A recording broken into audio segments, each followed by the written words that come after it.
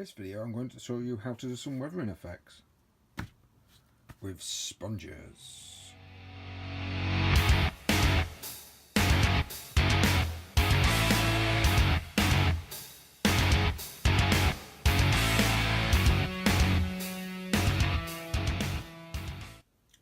For this you're going to need these lovely array of paints.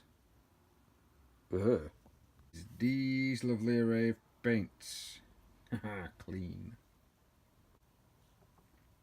Now the type of sponge I'm going to be using is the sponge that you tend to find in carry cases really. It's quite spongy. It's because it's sponge, yay! It's also got the right sort of size of the holes that we're looking for to be able to create the textured detail we're going to want to create on the side of the vehicle. This, however, is what happens when you leave it and you don't wash it, and it becomes quite hard, spongy, hard. That's not what you want. So make sure when you actually use these, you clean them out.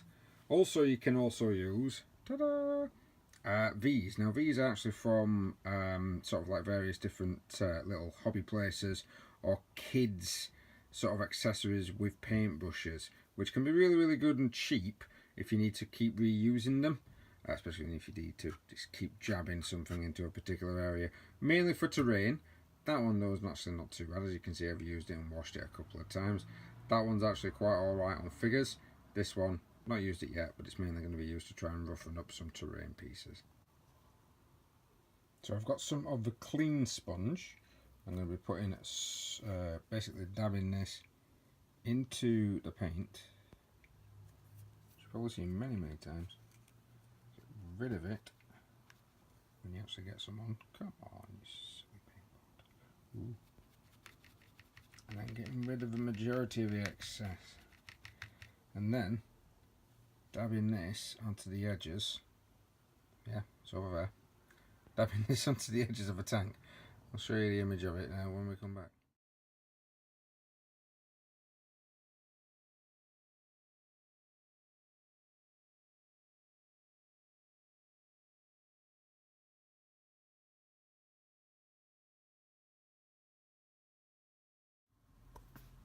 Once that's completed with the Dark Reaper, I'm going to go move on to Lead Belcher and do the exact same thing in a similar area already that we've already stapled with the actual sponge, just to give it a should just basically show the bare metal showing through.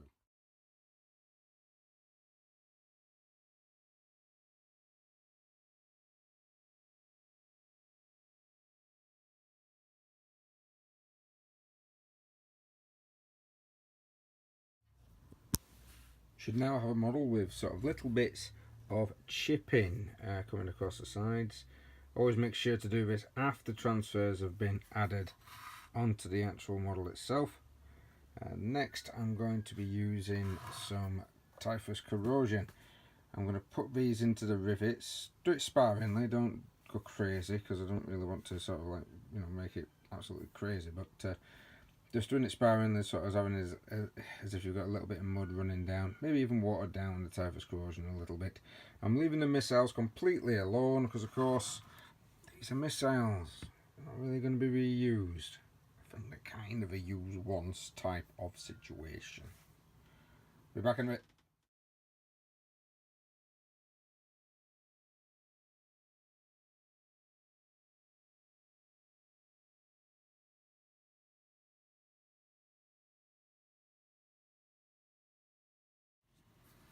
So with that done sparingly, not loads and loads, but sparingly, we're now going on to a texture paint.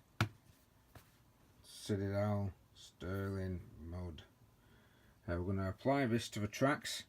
Quite liberally, we're going to use a bit of a sort of stippling effect using an old brush if you can, or if you can get hold of sometimes these, which can actually come in the set of sponges, some old random brushes. They're really good for stippling because of course it doesn't matter if you get knackered. Knackered of course is a Yorkshire term for broken, because of course it just you can just throw them away and just replace them quite easily. They're quite cheap to do so. Right, on to the mud stippling effect.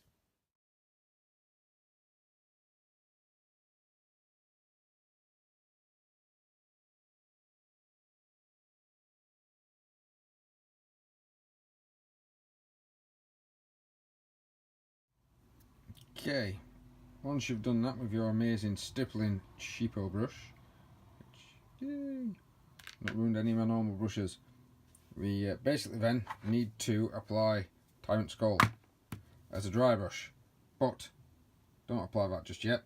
Wait for the sterling mud to dry, otherwise you'll have a really crap looking effect.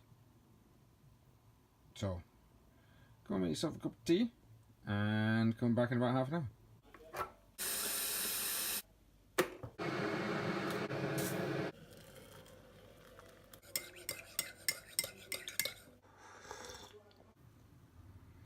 Okay, once that's dried, your next step, like I say, is to get your large dry brush, get your pot of Tyrant Skull and dry brush this mud just so we can give it a bit of a highlight.